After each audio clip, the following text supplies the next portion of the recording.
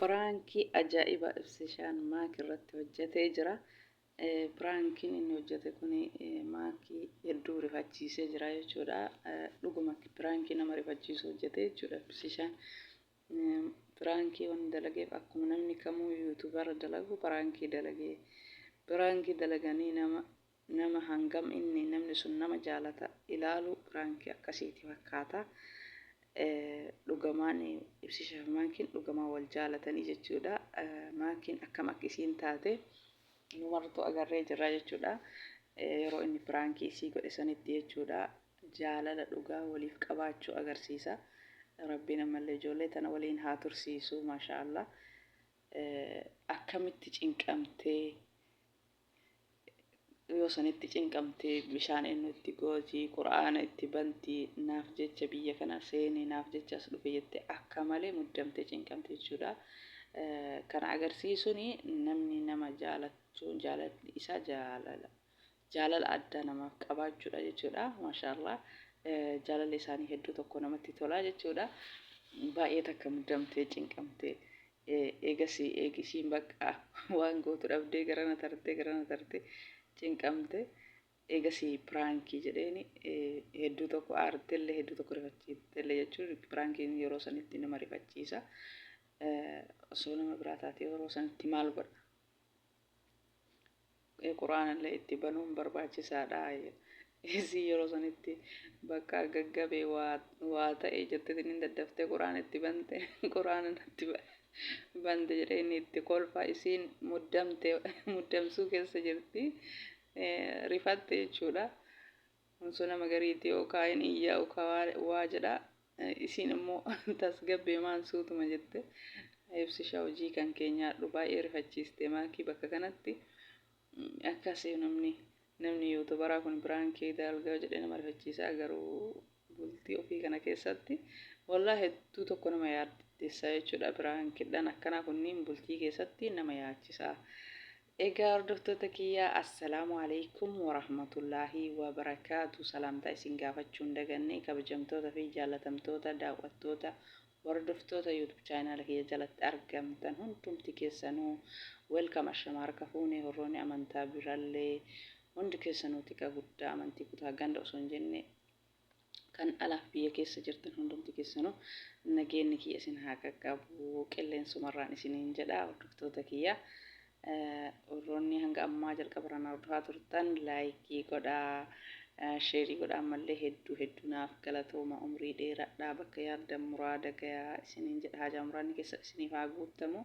Ammallee viidiyoo kiyya laayikii sheerii gochuun dagatina warroonni haarawaa taatanillee welcome ani haa dhufu baga nagaan gama YouTube channel kiyyaa dhuftanii isin simadhee jira viidiyoon kiyya isinitti tole hanga dhumaa daawwatuun subscribe like share godhaa maatii YouTube channel kanaa ta'a isiniin jedha hordoftoota kiyya. Egaa viidiyoon kiyya karraa waa'ee ibsishaa maakii piraankii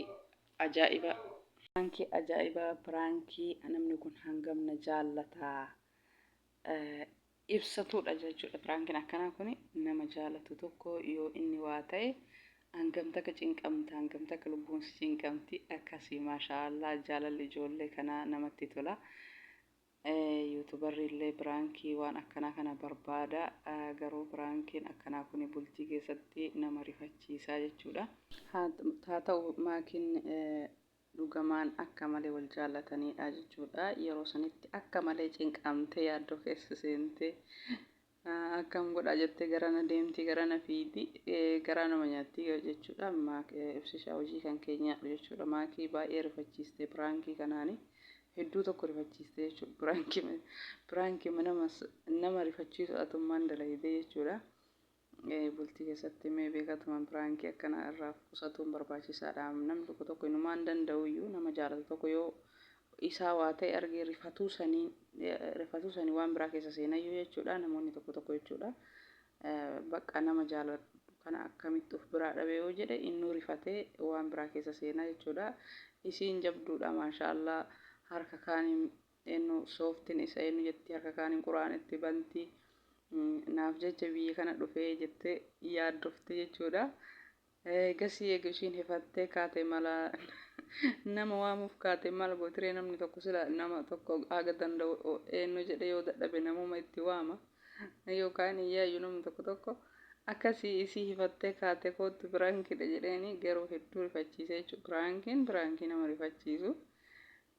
Bultii ofii keessatti beekatumaan biraankii akkana irraa xiqqoo qusatu barbaachisaadha jechuudha. Yuutubara jecha haadha manaa ofii rifatuun yoo san isiin rifattu addaa jechuudha.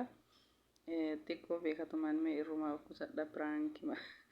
Wallaahi biraankiin akkanaa kun hedduu tokko bultii irratti xiqqoo eenyu jedha nama rifachiisaa jechuudha. Akkasii warroonni keessa tutture silaa barateeyyuu ammoo namoonni tokko tokko namni marti aarii ofiisan yeroo san gamaan maakiin akka ibsishaa jaalatti akkasuma inni illee isii jaalataa jarri lachuu jaalala dhugaa wal jaalatanii namni yeroo nama jaalatu tokko rifatuun isaa adda yoo namni sun waa ta'u jechuudha. Jaalala keessan kana akkasuma rabbii waliin isin haa tursiisu. Baay'ee tokko namatti tolaa jechuudha. Haalli keessan rabbii namallee waliin umrii isin haa dheeressu bakka guddaan isinii haa ga'u.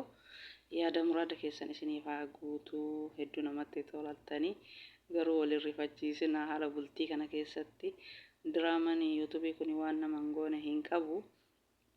Uma biraa diraamaa waan akka keessattuu nama rifachiisu kana gara fayyaa kana osoo hojjechuu baattanii jedhaan.